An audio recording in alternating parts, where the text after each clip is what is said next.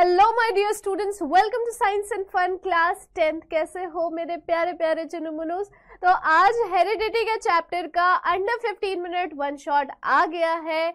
चलो फटाफट से रिवाइज कर लेते हैं पूरा का पूरा चैप्टर।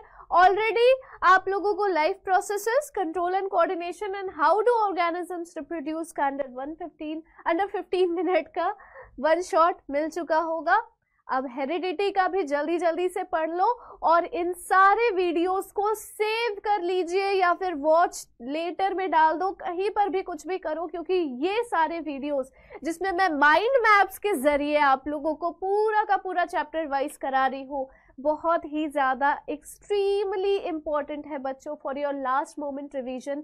लास्ट मोमेंट पे ना कभी कभी कोई भी ऐसा एक टॉपिक है जो बिल्कुल ही क्लिक नहीं कर पाता दिमाग में, उस टाइम पर जब आप इस माइंड मैप के जरिए हर एक टॉपिक टच कर लोगे ना, फिर आपका जो कॉन्फिडेंस बूस्ट होगा वो अनदर लेवल पर चला जाएगा। So let's get started with heredity का अंडर 15 मिनट वन शॉट। फटाफट से देखो क्या क्या सारी चीजें हैं इस चैप्टर में।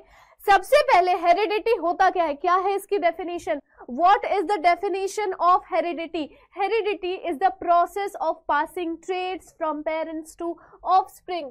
Process of passing traits from parents to offsprings। मम्मी पापा से बच्चे में जितने भी कैरेक्टरिस्टिक्स जाते हैं, जितने भी ट्रेट्स जाते हैं, वही है हेरिडिटी। यानी कि वो बच्चा अपने पेरेंट्स से उन कैरेक्टर्स को इनहेरिट कर रहा है बच्चों। ठीक है। अक्यूमुलेशन ऑफ वेरिएशन, क्यों वेरिएशन आता है ये बहुत ही ज्यादा इंपॉर्टेंट है आप लोगों के एग्जाम पर्सपेक्टिव से। आप लोगों के एग्जाम में सब्जेक्टिव क्वेश्चन यहाँ से जरूर पूछा जा सकता है।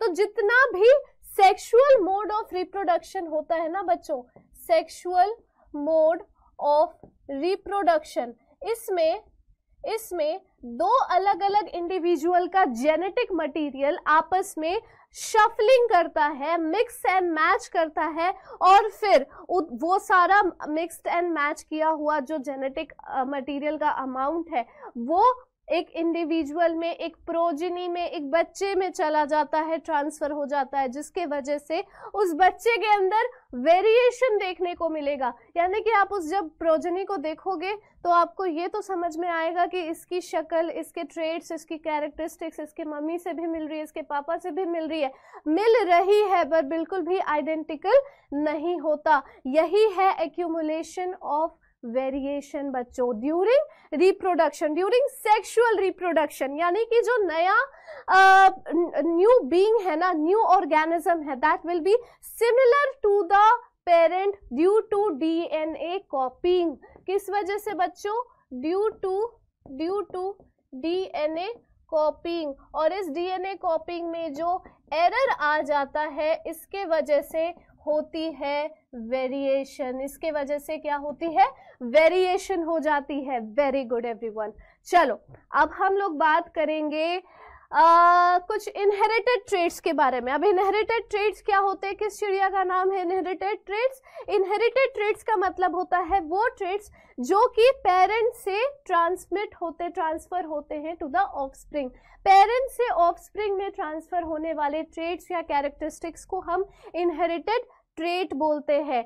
अब हमारे बहुत ही ज्यादा respected Gregor Johan Mendel sir ने सबसे पहले हेरिडिटी की दुनिया में एक बहुत ही बड़ा रेवोल्यूशन वो लेकर आए थे जब उन्होंने सबसे पहले एक्सपेरिमेंट किया था पी प्लांट पे। मेंडल का ये कंट्रीब्यूशन कभी भी नहीं भूला जाएगा in the field of genetics, इसीलिए उनको फादर ऑफ जेनेटिक्स भी बोला जाता है। उन्होंने जब एक्सपेरिमेंट किया पी प्लांट पे तो 7 कॉन्ट्रास्टिंग कैरेक्टर्स को उन्होंने कंसिडर किया था उस पी प्लांट के अंदर, जिसके बाद उन्होंने कुछ ऐसी टर्मिनोलॉजी समझाई और उन्होंने हमें क्रॉस करके समझाया कि किस तरह से इन सारे ट्रेट्स का इनहेरिटेंस होता है from parents to the offspring. सबसे पहले हम बात करेंगे जीन्स और एलिस के बारे में, जो कि कुछ बेसिक टर्म्स है।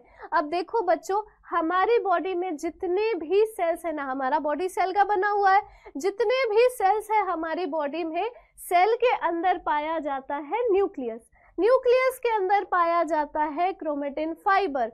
क्रोमेटिन फाइबर जब कंडेंस होता है सेल डिवीजन के टाइम पर, तो उसके अंदर हम देखते हैं कि वो बना हुआ है बहुत सारे डीएनए के सेगमेंट से।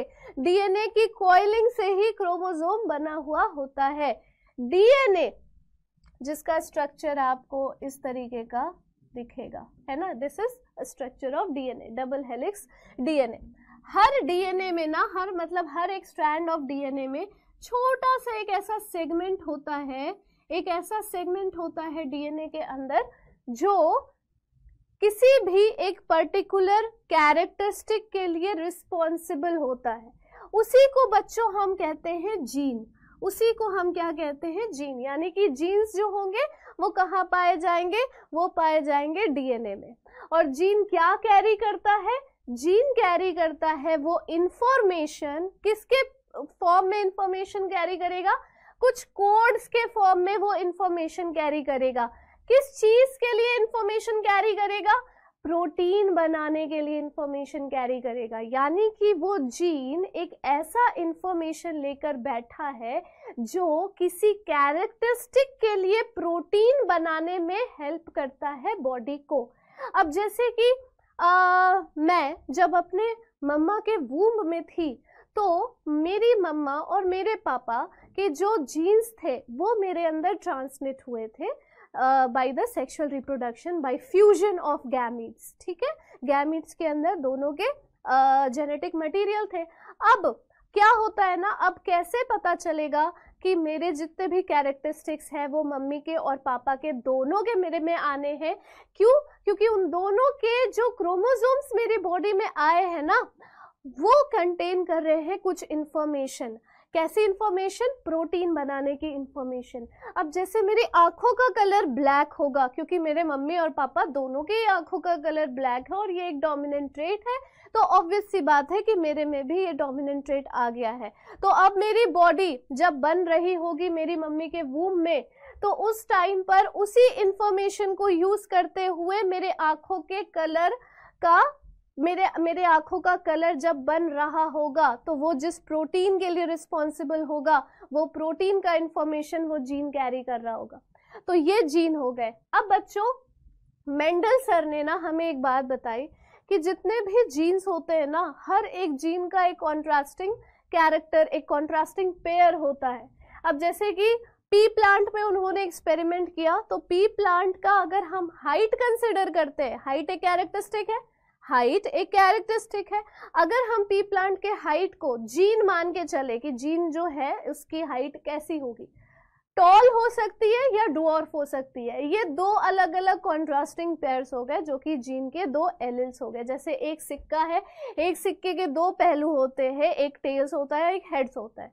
तो उसी तरीके से जो सिक्का है दैट इज अ जीन, वो हमें पता है कि वो कंटेन करेगा एक कैरेक्टरिस्टिक, लेकिन वो कौन सी कैरेक्टरिस्टिक कंटेन करेगा, टॉलनेस वाली या फिर डुआर्फनेस वाली, उसे हम कहते हैं allele. So what is an allele?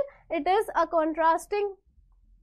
contrasting pair, or you can say alternative of a gene, alternative pair of a gene। फिर हम बात करते हैं फिनोटाइप और जीनोटाइप पे। जब हम क्रॉस करा लेते हैं और हमें पता चल जाता है कि टॉल और शॉर्ट पी प्लांट को क्रॉस कराने के बाद पहली जनरेशन में हमें जितने भी प्लांट्स मिले वो सारे टॉल निकले, क्योंकि एक डोमिनेंट था और एक रिसेसिव था। तो डोमिनेंट के प्रेजेंस में रिसेसिव वाला दब जाता है, सप्रेस हो जाता है। तो इससे हमने जब देखा ना कि सारे के सारे टॉल प्लांट हैं, तो ये हमें दिख रहा है कि वो टॉल है, यानी कि फिजिकल कैरेक्टरिस्टिक। तो जो फिजिकल कैरेक्टरिस्टिक, फिजिकल एट्रीब्यूट होता है किसी भी ऑर्गेनिज्म का, उसको फिनोटाइप बोला जाता है। और जो जेनेटिक इंफॉर्मेशन या फिर कि समझ लो कि जेनेटिक जो उसका अमाउंट है, जेनेटिक जो उसकी प्रॉपर्टी है, उसको हम जीनोटाइप कहते हैं। यानी कि जो एक हेट्रोजाइगस होगा टॉल, उसके अंदर एक एलिल टॉलनेस का और एक एलिल शॉर्टनेस का, डॉर्फनेस का है, लेकिन हमें दिख रहा है कि वो लंबा है भाई। तो लंबा है तो दैट इज फिनोटाइप, और दो अलग अलग एलिल प्रेजेंट है, दैट इज देयर जीनोटाइप। तो ये हो गया, genetic constitution is known as genotype, physical attribute is known as phenotype. अब हम बात करते हैं मेंडल के कंट्रीब्यूशन के बारे में, जिन्होंने रूल्स ऑफ इनहेरिटेंस हमें समझाया। तो अब हम देखेंगे मोनोहाइब्रिड और डाईहाइब्रिड क्रॉस क्या होता है। मोनोहाइब्रिड क्रॉस, मोनो यानी कि सिंगल, जब हम कोई एक जीन या फिर कोई एक ट्रेट लेकर ही उसका क्रॉस कराते हैं तो हम उसको मोनोहाइब्रिड क्रॉस कहते हैं। फॉर एग्जाम्पल हम ले रहे हैं टॉलनेस का कैरेक्टरिस्टिक, तो एक पी प्लांट है जिसके जो जीन्स है ना हाइट की, वो दोनों कैपिटल टी है, यानी कि ये प्योर टॉल होगा। और दूसरा प्लांट है जो दोनों ही स्मॉल टी है और ये प्योर ड्वार्फ होगा। इनको हम कहते हैं pure breeding plant, pure breeding plant. Monohybrid cross कराना है, सिंगल कैरेक्टरिस्टिक टॉलनेस वाला ही, मतलब हाइट वाला ही देखेंगे, इन दोनों का क्रॉस कराना है। पहले हम करेंगे सेग्रीगेशन, यानी कि दोनों के गैमीट को अगर हम अलग अलग कर देते हैं तो इसमें से हमें कैपिटल टी मिलता है, इसमें से हमें स्मॉल टी मिलता है। दोनों का क्रॉस करा दिया, कैपिटल टी स्मॉल टी मिल गया। ये है इसकी F1 जनरेशन। पहला जनरेशन का जो बच्चा हुआ वो हुआ ऐसा, दिखने में ये सारे टॉल होंगे, दिखने में ये सारे टॉल होंगे, तो ये इसका क्या है, फिनोटाइप है। ये इसका क्या है बच्चों, फिनोटाइप है। लेकिन ये है बच्चों हेटेरोजाइगस, और इसी को हम जीनोटाइप कहते हैं, इसी को हम जीनोटाइप कहते हैं। क्योंकि जब हम इन जीनोटाइप को आपस में क्रॉस कराएंगे ना, इन जीनोटाइप को जब हम आपस में क्रॉस कराएंगे तो क्या रिजल्ट मिलेगा, देखो टी स्मॉल टी और स्मॉल टी, यानी एक हमें मिलेगा प्योर टॉल, दो हमें मिलेंगे हेटेरोजाइगस टॉल और एक हमें मिलेगा प्योर ड्वार्फ। 1:2:1 हो जाता है जीनोटिपिक रेशियो और 3:1 हो जाता है फिनोटिपिक रेशियो, क्योंकि तीनों टॉल है। उन तीनों में एक ही प्योर टॉल है, ये किसी को नहीं दिख रहा है। देखने वाले को क्या पता है कि अंदर में इसके जीन्स में क्या इंफॉर्मेशन छुपी हुई है। समझ में आया? तो ये है बच्चों मोनोहाइब्रिड क्रॉस का एक एग्जाम्पल। डाईहाइब्रिड क्रॉस में कुछ नहीं करना होता, बस एक और जीन को ऐड कर देना होता है। जैसे यहाँ पर हम टॉलनेस को ले रहे हैं ना, मान लो हम सीड के कलर और शेप को ले लेते हैं, तो राउंड सीड के लिए कैपिटल R राउंड और स्मॉल r रिंकल्ड, और शेप कलर के लिए ग्रीन येलो डोमिनेंट और स्मॉल येलो ग्रीन। तो दो कलर, जब दो ट्रेट्स, दो कैरेक्टरिस्टिक जब हम लोग लेते हैं ना, जब हम उसको कंसिडर करते हैं, तो इसी को डाईहाइब्रिड क्रॉस बोला जाता है। अब इन दोनों के बीच में हमें क्रॉस कराना है, इन दोनों के बीच में बच्चों हमें क्रॉस कराना है। तो इसका सेग्रीगेशन किया, फिर इसका सेग्रीगेशन किया, इन दोनों को क्रॉस करा दिया, तो हमें ये वाला प्रोडक्ट मिला F1 जनरेशन में। अब इसका हमें सेल्फिंग कराना है, जैसे हमने यहाँ किया था। ये थोड़ा कॉम्प्लेक्स पड़ जाता है, लेकिन जिस तरीके से यहाँ पर रिजल्ट आया है वैसे ही वहाँ पर भी रिजल्ट आएगा।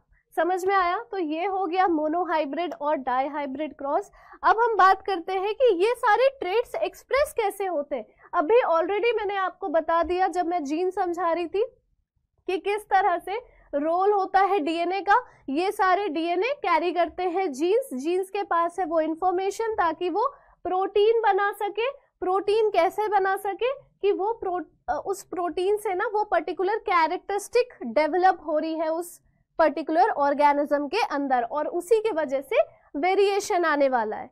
तो ये हो गया how do these traits get express, कैसे ट्रेट्स एक्सप्रेस होते हैं आपको समझ में आ गया। सेक्स डिटर्मिनेशन का मैकेनिज्म क्या होता है? ह्यूमंस में सेक्स डिटर्मिनेशन का मैकेनिज्म क्या होता है?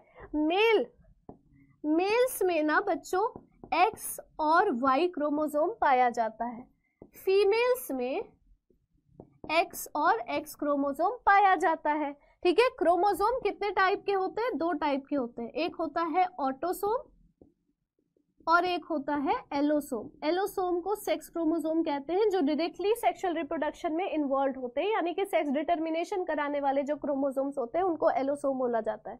तो दो तरह के एलोसोम होते हैं मेल में, एक्स और वाई, और फीमेल में एक्स और एक्स।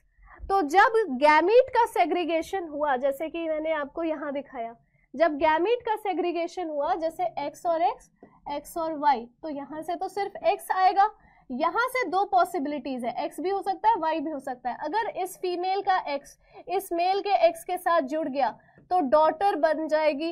अगर इस फीमेल का एक्स मेल के इस वाई क्रोमोसोम के साथ फ्यूज हो गया तो बेटा हो जाएगा। बस इसी तरह से सेक्स डिटर्मिनेशन कराया जाता है ह्यूमंस में।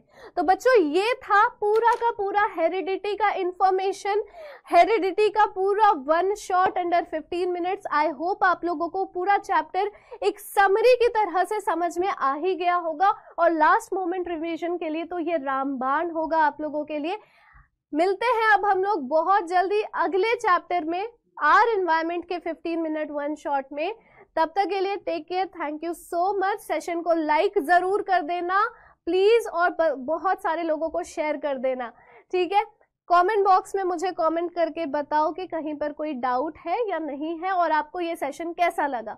Bye bye, take care, thank you so much.